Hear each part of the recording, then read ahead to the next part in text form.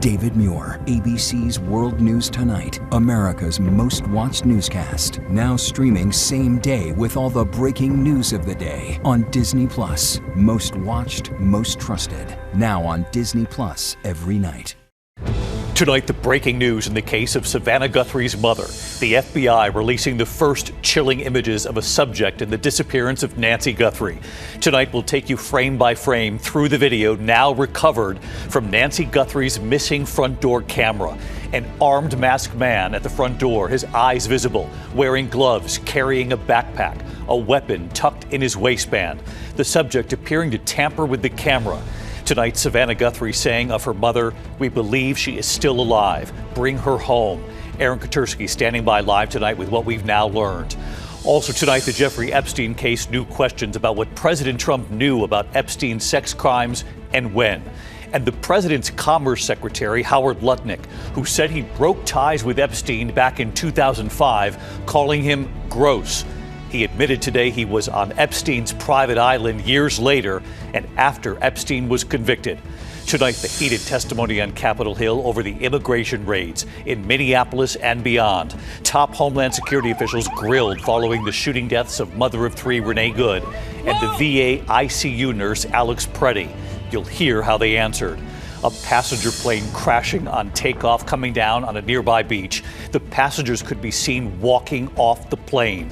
The urgent manhunt tonight for two murder suspects who broke out of jail. The fugitives on the loose for nearly 11 hours before the public was notified. Tonight, the mix of snow and ice now coming, a clipper system from Michigan to the northeast, what the New York City area will see. And the Olympics tonight, the American skater this evening whose parents died in a plane crash and what he said about them. And the big question tonight, why are the Olympic medals breaking apart? From ABC News World Headquarters in New York, this is World News Tonight with David Muir. Good evening. We begin tonight with the breaking news as we come on the air live here in the West. There are new developments at this hour in the search for Nancy Guthrie, the 84-year-old mother of Today Show host Savannah Guthrie. A law enforcement official briefed on the investigation, telling ABC News just moments ago that the Pima County Sheriff's Department, with assistance from the FBI, has now detained an individual for questioning in connection with the abduction of Nancy Guthrie, Savannah Guthrie's mother. Let's bring in our chief investigative correspondent, Aaron Katersky, leading us off with his late reporting here. Aaron, what have you learned about where this person was detained? According to this law enforcement official briefed on the investigation, David, this individual was detained at a location south of Tucson. Law enforcement officials have obtained a search warrant to search a location associated with this individual. They are not at this point calling the individual a suspect or a person of interest, simply someone who has been detained for questioning in connection with the disappearance of Nancy Guthrie. And it came, David, on a day of a breakthrough, the first images of a subject seen approaching Nancy Guthrie's house in a mask and gloves. Those first images coming just hours ago. Tonight, for the first time, the FBI releasing chilling images and videos of a subject in the Nancy Guthrie disappearance. The video shows a masked man wearing gloves, a backpack, and with a weapon in his waistband approaching her front door. Authorities hoping the public will see the way this man walks, moves, his eyes, and that someone will recognize him. You can see the man with his hand in a glove trying to cover or block the lens on Nancy Guthrie's Nest Cam, using his other hand then to fiddle with the device. The man can be seen turning around and walking back to the arched entryway, looking down at the ground before grabbing brush. The subject, his eyes visible, walks back to the camera, appearing to tamper with it, trying to cover the lens. The images leave little doubt how terrifying it must have been for the 84-year-old grandmother with a masked figure, armed, showing up in the middle of the night. Authorities know every frame could hold clues that could lead to this subject's identity. You can see his eyes. There's a possibility around his mouth that there's some facial hair. You can get a lot of information now, not only off of the gloves and the front of the backpack, but also his height, his weight, that he may have had the mustache, the color of his eyes, potentially. Even though it is black and white, they may be able to go with the hue of his eyes. And today, Savannah Guthrie quickly sharing the new images from the FBI on Instagram, posting, "Someone out there recognizes this person." And of her mother, she says, "We believe she is still out there. Bring her home." Sources told ABC News the Guthrie family was shown these images before they were made public and did not recognize the man. Tonight, the FBI says, after working closely with our private sector partners to continue to recover any images or video footage from Nancy Guthrie's home that may have been lost, corrupted, or inaccessible due to a variety of factors, the video was recovered from residual data located in back-end systems. Nancy Guthrie had a Nest camera at her front door. That company's owned by Google. And although you can record in real time, Guthrie did not have a current subscription to access the images. Google said it was assisting the investigation.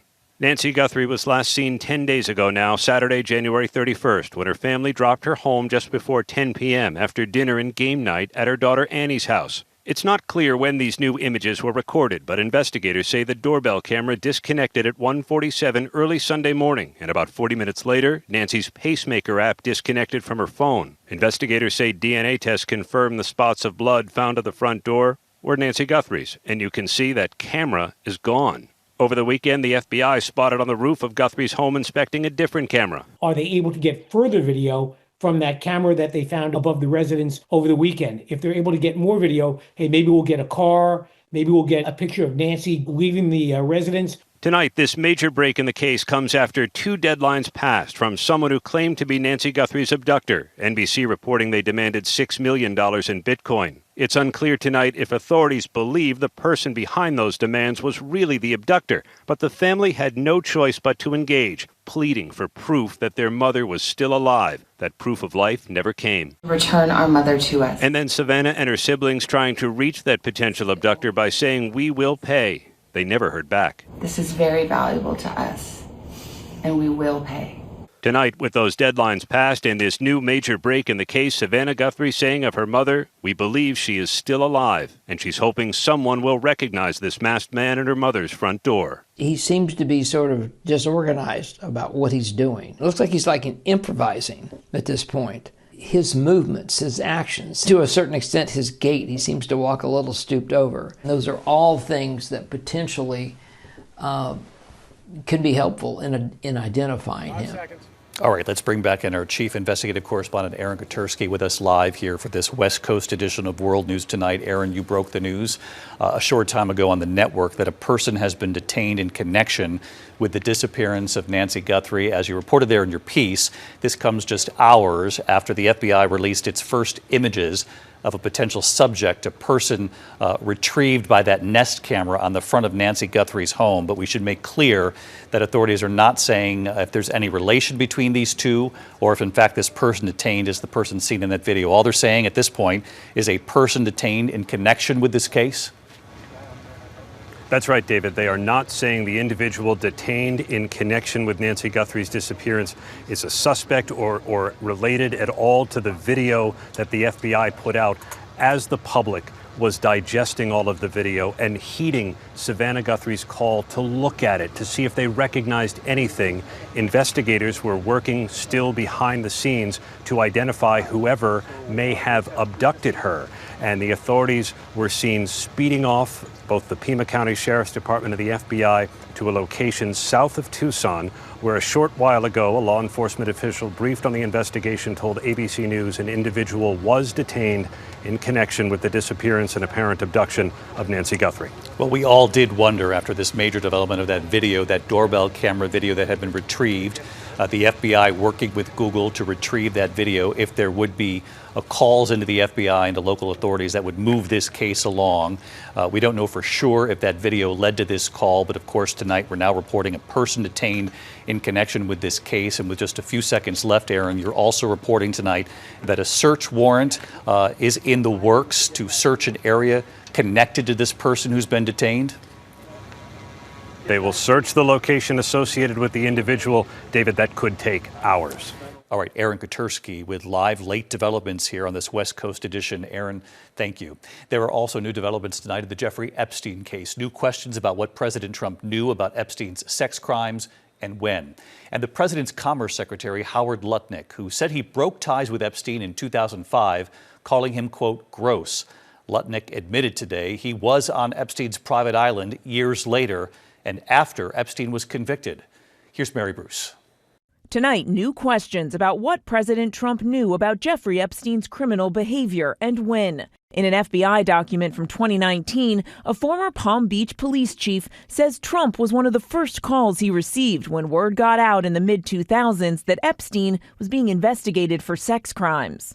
The police chief, Michael Ryder, telling the FBI in that phone call Trump told him Epstein's behavior was widely known. The FBI stating Donald Trump told Ryder that he threw Epstein out of his club. Trump called the Palm Beach Police Department to tell him, "Thank goodness you're stopping him. Everyone has known he's been doing this." The report adds Trump told Ryder that he was around Epstein once when teenagers were present, and Trump got the hell out of there.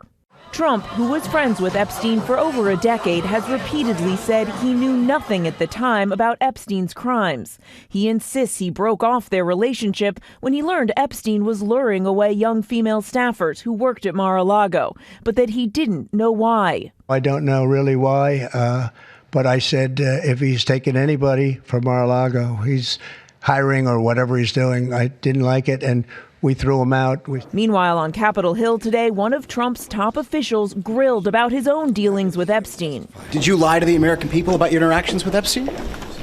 Commerce Secretary Howard Lutnick had said he'd distanced himself from Epstein in 2005, even calling him gross on a podcast last fall.